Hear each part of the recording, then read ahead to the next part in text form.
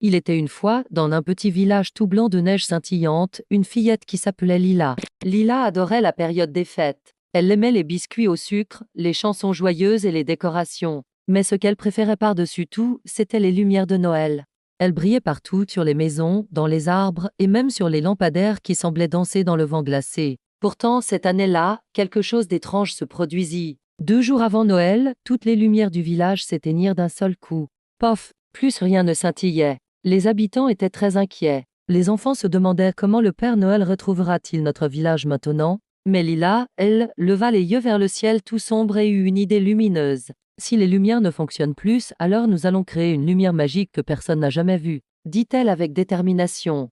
Aussitôt, elle courut dans la forêt voisine, accompagnée de son fidèle ami, un petit renard blanc nommé Flocon. La forêt était silencieuse, comme endormie sous son épais manteau de neige. Soudain, un éclat bleu apparut entre les arbres. Une petite fée des glaces sortit d'un flocon de neige qui tourbillonnait. « Bonjour Lila, dit la fée. Je suis Glimmy, la fée des lumières d'hiver. Je sais pourquoi tu es ici. Les lumières de ton village se sont éteintes parce que la grande étoile du Nord, celle qui guide le Père Noël, a perdu son énergie. Sans elle, Noël ne peut pas briller. » Lila hocha la tête, le cœur battant. « Alors je dois l'aider !» s'exclama-t-elle. Glimmy battit des ailes scintillantes. « Pour cela, tu dois réunir 3 lumières magiques avant minuit, la lumière du rire, la lumière du partage et la lumière du courage. Si tu y parviens, Noël brillera à nouveau. » Glimmy mena d'abord Lila dans une clairière où tous les animaux semblaient bien tristes. « Tout le monde est trop inquiet pour rire, » expliqua la fée.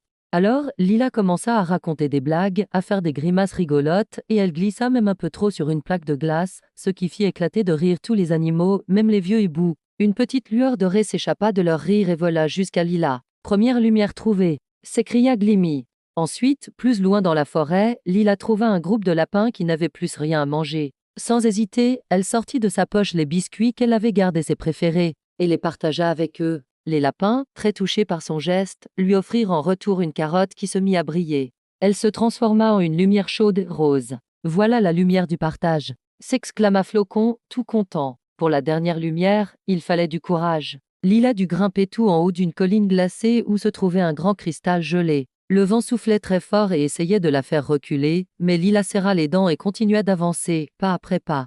Arrivée au sommet, elle posa sa main sur le cristal froid. Un éclat bleu intense en jaillit, c'était la lumière du courage. Les 3 lumières dorées, roses et bleues s'assemblèrent autour d'elle et s'élevèrent dans le ciel comme des lanternes magiques. Elles filèrent tout droit vers l'étoile du Nord, qui se ralluma d'un éclat si puissant qu'il illumina toute la forêt et le village.